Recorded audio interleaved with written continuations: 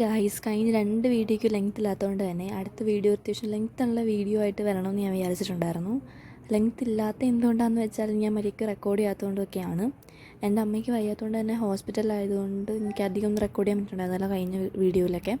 ഞാൻ പിന്നെ എൻ്റെ ഇംഗ്ലീഷ് എക്സാം എങ്ങനെ ഉണ്ടായിരുന്നു എന്നൊന്നും ഞാൻ പറഞ്ഞിട്ടുണ്ടായിരുന്നില്ല ആ വീഡിയോയിൽ.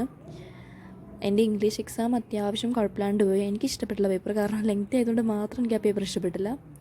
എഴുതാനൊക്കെ പറ്റും, അത്യാവശ്യം ഈസി ആയിട്ടുള്ള പേപ്പറാണ്. നമുക്ക് പെട്ടെന്ന് ക്വസ്റ്റ്യനൊക്കെ എളുപ്പമാണ്, ക്വസ്റ്റ്യൻ വൈസ് ഇറ്റ്സ് ഓക്കെ. പക്ഷേ എനിക്ക് ഇത്രയും ലെങ്ത് ആയിട്ടുള്ള പേപ്പറൊന്നും എഴുതാനുള്ള ഒരു ഇതുണ്ടായിരുന്നില്ല. എനിക്ക് നല്ല ബോറിംഗ് ആയിട്ടാണ് ഫീൽ ചെയ്ത് എക്സാം എഴുതിക്കൊണ്ടിടയിൽ. പിന്നെ സയൻസിൻ്റെ പേപ്പർ ഞാൻ എഴുതാൻ പോകുന്ന ലാസ്റ്റ് സയൻസ് പേപ്പറായിരുന്നു അത്. അതിനെനിക്ക് സെറ്റ് 2 കിട്ടിയത്. സയൻസ് പേപ്പർ അത്യാവശ്യം കുഴപ്പമുണ്ടായില്ല. ഞാൻ പ്രശാന്ത് സാറിൻ്റെ 4 മണിക്കത്തെ ലൈവ് ഒക്കെ കണ്ടിട്ടാണ് പോയിട്ടുണ്ടായിരുന്നത്. ഞാൻ ഹോസ്പിറ്റലിലായിരുന്നുകൊണ്ട് തന്നെ എനിക്ക് മിക്ക വീഡിയോസും കാണാനൊന്നും പറ്റിയിട്ടുണ്ടായിരുന്നില്ല. ലൈവ് ഉണ്ടായിരുന്ന ഒന്നും എനിക്ക് കാണാൻ പറ്റിയിട്ടുണ്ടായിരുന്നില്ല. അതൊക്കെ ഞാൻ ലാസ്റ്റ് 2 ഡേയ്സ് ഇരുന്നിട്ടാണ് ആ മാരത്തോണൊക്കെ അറ്റൻഡ് ചെയ്തിട്ടുണ്ടായിരുന്നത്. ഈ ചാപ്റ്റേഴ്സ് ഞാൻ ഫുള്ളി റിവൈസ് ചെയ്തതാണ്. ലൈറ്റ് എന്ന് പറഞ്ഞിട്ട് ചാപ്റ്റർ വെച്ച് ബാക്കിയെല്ലാം ഞാൻ റിവൈസ് ചെയ്തിട്ടാണ് പോയിട്ടുണ്ടായിരുന്നത്. ആൻഡ് ലൈറ്റിൽ നിന്ന് വന്ന ക്വസ്റ്റ്യൻസൊക്കെ എനിക്ക് അറ്റൻഡ് ചെയ്യാനും പറ്റിയിട്ടുണ്ടായിരുന്നു. അതുകൊണ്ട് തന്നെ വലിയ കുഴപ്പമുണ്ടായില്ല. റിവൈസ് ചെയ്തില്ലെന്നും പറഞ്ഞാൽ എനിക്കിപ്പോൾ ഒരു കുറ്റബോധമൊന്നുമില്ല. ആൻഡ് ഇപ്പോൾ ഞാൻ എൻ്റെ MCQs കാര്യങ്ങളൊക്കെ ചെക്ക് ചെയ്തപ്പോഴേക്കും എൻ്റെ 3 MCQs തെറ്റിപ്പോയി, ബാക്കിയെല്ലാം കറക്റ്റാണ്. MCQ vice it's okay. അപ്പോൾ MCQ എനിക്ക് അധികം ടഫായിട്ട് തോന്നിയത്. എഴുതിയതൊന്നും എനിക്ക് വലിയ കുഴപ്പമായിട്ട് തോന്നിയിട്ടുണ്ടായിരുന്നില്ല. ആൻഡ് എൻ്റെ പേപ്പർ ഓവറോൾ എനിക്ക് ഇഷ്ടപ്പെട്ടു, വലിയ കുഴപ്പമൊന്നും ഉണ്ടായിരുന്നില്ല. ആൻഡ് പിന്നെ സാറിൻ്റെ ക്ലാസ് ഞാൻ അറ്റൻഡ് ചെയ്തിട്ടുണ്ടായിരുന്നു. ഞാൻ ഉറങ്ങിയിട്ടുണ്ടായിരുന്നത് 11 മണിക്ക് ഞാൻ കിടക്കാൻ പോയി. ആൻഡ് എഴുന്നേറ്റത് 2 മണിക്കാണ്. എനിക്കാകെ 2 മണിക്കൂറെങ്ങാണ്ടേ ഉറക്കം കിട്ടിയിട്ടുള്ളൂ.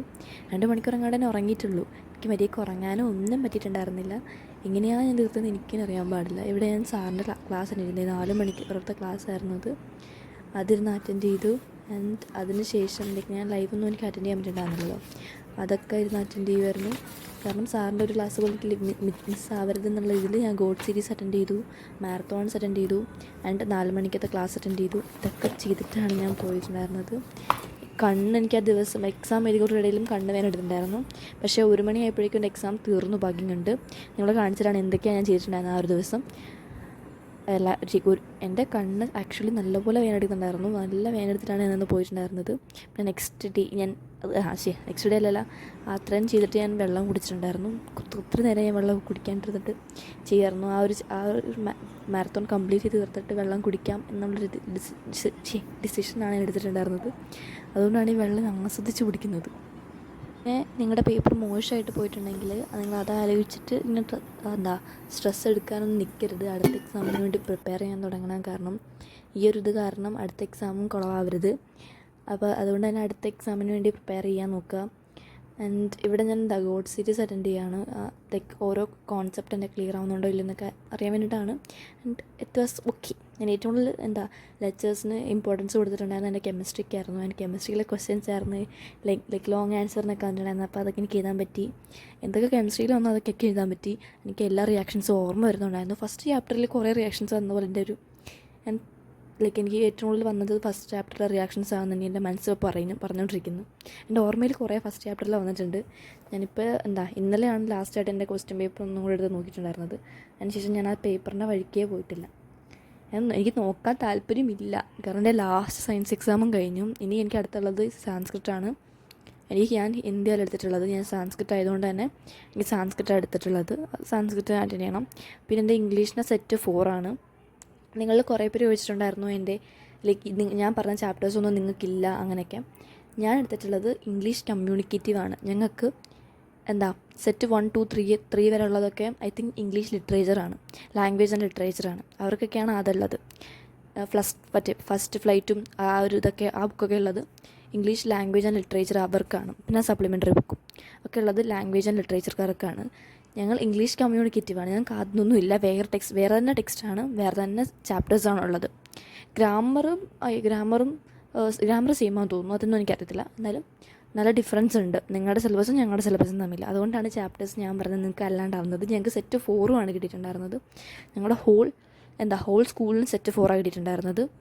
എല്ലാവർക്കും സെറ്റ് 4 കിട്ടിയിട്ടുണ്ടായിരുന്നത്. അത് സെറ്റ് 4 കമ്മ്യൂണിക്കേറ്റീവിന് മാത്രമായിട്ടാണെന്ന് തോന്നുന്നു, എനിക്കറിയില്ല. എന്നാലും ഞാൻ ആരോടൊക്കെ ചോദിച്ചു അവർക്കൊക്കെ സെറ്റ് 4 ആണ് കിട്ടിയത്. ഞങ്ങളുടെ എക്സാംസ് സെൻറ്റർ വന്നിട്ട് SH തേവരയാണ്. അവിടെ ഉണ്ടായിരുന്ന സ്കൂളെന്ന് പറയുന്നത് KV 2ഉം KV പോട്ടർസ്റ്റുമാണ്.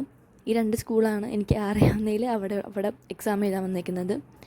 ആൻഡ് എന്താ അത്യാവശ്യം നല്ല സ്കൂളാട്ടോ, നല്ല ഫെസിലിറ്റി ഒക്കെ ഉണ്ട്. 2 ക്യാമറയൊക്കെ ഉണ്ട്, ഫ്രണ്ടിലും ബാക്കിലും 2 ക്യാമറ. ഞാനാണെങ്കിൽ ഫസ്റ്റ് ബെഞ്ചിലായിരിക്കുന്നത്.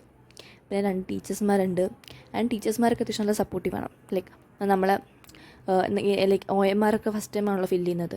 ആ സമയത്ത് എന്തെങ്കിലും ഡൗട്ടൊക്കെ ഉണ്ടെങ്കിൽ നമുക്ക് ഡയറക്റ്റ് അവരോട് ചോദിക്കാൻ പറ്റും. ഒരു നിന്ന് പറഞ്ഞു തരും. അതിന് അത്യാവശ്യം ലൈക്ക് ഫസ്റ്റ് എക്സാം തുടങ്ങി നല്ല നേരത്തെ ആയിരുന്നു. നമുക്ക് OMR എന്നത് അത് ഫില്ല് ചെയ്യണമല്ലോ അതിന് വേണ്ടിയിട്ട്.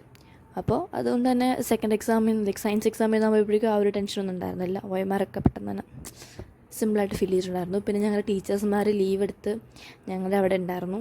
ആൻഡ് ഞങ്ങൾ എക്സാമിൻ്റെ ടൈമിലൊക്കെ ഞങ്ങളുടെ കൂടെ തന്നെ നിന്നിട്ടുണ്ടായിരുന്നു. എല്ലാവിധ കാര്യങ്ങളും ഡൗട്ട് ക്ലിയർ ചെയ്യാനും ഒക്കെ ടീച്ചേഴ്സ്മാർ റെഡിയായിരുന്നു. നിങ്ങൾക്ക് എന്തെങ്കിലും ഡൗട്ട് ഉണ്ടെങ്കിൽ പറഞ്ഞോ, ഞങ്ങൾ ക്ലിയർ ചെയ്യാൻ റെഡിയാണ്. ഇപ്പോഴും ലൈക്ക് പറഞ്ഞാൽ റെഡിയാവുന്ന രീതിയിലാണ് ടീച്ചേഴ്സ് പറഞ്ഞിട്ടുണ്ടായിരുന്നത്. നല്ല സപ്പോർട്ടീവ് ഫാക്കൽറ്റീനെ ഞങ്ങൾക്ക് കിട്ടിയത് തന്നെ വലിയൊരു ഭാഗ്യമാണ്. ആ ഒരു സ്കൂളിൽ നിന്ന് പോകുമ്പോൾ ഏറ്റവും കൂടുതൽ മിസ് ചെയ്യുമ്പോൾ ഞങ്ങൾ ടീച്ചേഴ്സ്മാരായിരിക്കും. അടിപൊളി ടീച്ചേഴ്സ്മാരെ ഞങ്ങൾക്ക് കിട്ടിയത് അത് തന്നെ വലിയൊരു ഭാഗ്യമാണ്. പിന്നെ ഞാൻ വീഡിയോ പോസ്റ്റ് ചെയ്യുന്നതിലൊക്കെ ഒട്ടും കൺസിസ്റ്റൻ്റ് അല്ലെന്ന് എനിക്കറിയാം. അത് കൺസിസ്റ്റൻസി എനിക്ക് ബിൽഡ് ചെയ്യണമെങ്കിൽ അത്യാവശ്യം ടൈം എടുക്കും. എനിക്കറിയത്തില്ല ഇനി എപ്പോഴാണ് പ്രോപ്പർ കൺസിസ്റ്റൻ്റായിട്ട് ഞാൻ വീഡിയോ ഇടാൻ പോകുന്നതെന്നൊന്നും. എന്തായാലും നാളെ ഒരു വീഡിയോ വരാൻ ചാൻസ് വളരെ കുറവാണ്. നാളെ എനിക്ക് സാൻസ്ക്രിറ്റിൻ്റെ എക്സാമാണ്. സോ നാളെ ഒരു വീഡിയോ വരാൻ ചാൻസ് കുറവാണ്. മിക്കവാറും മറ്റന്നാളെ വരുള്ളൂ. സോഷ്യൽ പഠിക്കുന്നതായിരിക്കും നിങ്ങൾ മിക്കവാറും കാണാൻ പോകുന്നത്. ഞാൻ സാൻസ്ക്രിറ്റ് പഠിക്കുന്നത് നിങ്ങൾ കാണാൻ ചാൻസ് കുറവാണ്. ലൈക്ക് ആൾക്കാർ വളരെ കുറവാണ് സാൻസ്ക്രിറ്റ് ഓപ്റ്റ് ചെയ്തേക്കുന്നത്. വളരെ കുറവ് ആൾക്കാരാണ് സാൻസ്ക്രിറ്റ് ഓപ്റ്റ് ചെയ്തേക്കുന്നത്. എൻ്റെ ക്ലാസ് ഫുള്ള് സാൻസ്ക്രിറ്റാണ്. ഞങ്ങൾ 38 ആൾക്കാരുണ്ട്, അവരൊക്കെ സാൻസ്ക്രിറ്റാണ്. പിന്നെ വേറെ ക്ലാസ്സിലേക്ക് ഷഫിളായിട്ട് പോയ ആൾക്കാരുണ്ട്. വേറെ ഒരു സെക്ഷനിൽ സാൻസ്ക്രിറ്റിലെ 4 പിള്ളേരുണ്ട്. ഇത്രയും പേരെങ്ങാണ്ടേ ഉള്ളൂ സാൻസ്ക്രിറ്റുള്ളത്. 4-6 പേരെങ്ങാണ്ടുണ്ട് വേറെ സെക്ഷനിൽ നിന്ന്. അങ്ങനെ കുറച്ച് പേര് സാൻസ്ക്രിറ്റ് ഉള്ളൂ. പിന്നെ നാളെ സാൻസ്ക്രിറ്റ് ആയതുകൊണ്ട് തന്നെ വളരെ കുറവ് ആൾക്കാരെ ഞങ്ങളുടെ സെൻറ്ററിൻ്റെ അവിടെ കാണത്തുള്ളൂ. സാൻസ്ക്രിറ്റ് എടുത്തതിന് ഞാൻ ആദ്യമായിട്ട് ഇപ്പോൾ റിഗ്രറ്റ് ചെയ്യാൻ പോകുന്നൊരു കാര്യം എന്ന് വെച്ചാൽ, റിഗ്രറ്റ് ചെയ്യാൻ പോകുന്നൊരു കാര്യം സോഷ്യലിൻ്റെ ഡേറ്റ് വരെ കിട്ടുന്നില്ല എന്നുള്ളതാണ്. സോഷ്യലിന് ഞങ്ങൾക്ക് ആകെ 2 ദിവസമേ ഉള്ളൂ ഇനി പഠിക്കാനായിട്ട്. സോഷ്യൽ നാളത്തെ ദിവസം ഞാൻ കൂട്ടുന്നില്ല, അല്ലാണ്ട് ഞങ്ങൾക്ക് 2 ദിവസമേ ഉള്ളൂ സോഷ്യൽ പഠിക്കാനായിട്ട്. അപ്പം എങ്ങനെ ചെയ്യുമെന്ന് എനിക്കറിയാൻ പാടില്ല. എനിക്ക് ചാപ്റ്റേഴ്സ് റിവൈസ് ചെയ്യാനുണ്ട്, അതുപോലെ തന്നെ സാമ്പിൾ പേപ്പർ പ്രീവിയസ് ഇയർ ക്വസ്റ്റ്യൻസൊക്കെ ചെയ്യാനുണ്ട്. എങ്ങനെ ഞാൻ ചെയ്ത് തീർക്കും എന്നെനിക്കറിയത്തില്ല. നിങ്ങൾ ഈ കാണുന്നതിൻ്റെ ഡൗൺലോഡ്സിൽ ഫുള്ള് സാറിൻ്റെ വീഡിയോ ആണ്. രാവിലെ എഴുന്നേൽക്കുന്ന സാറിനെ കണ്ടുകൊണ്ട് രാത്രി ഉറങ്ങാൻ പോകുന്ന സാറിനെ കണ്ടുകൊണ്ട്.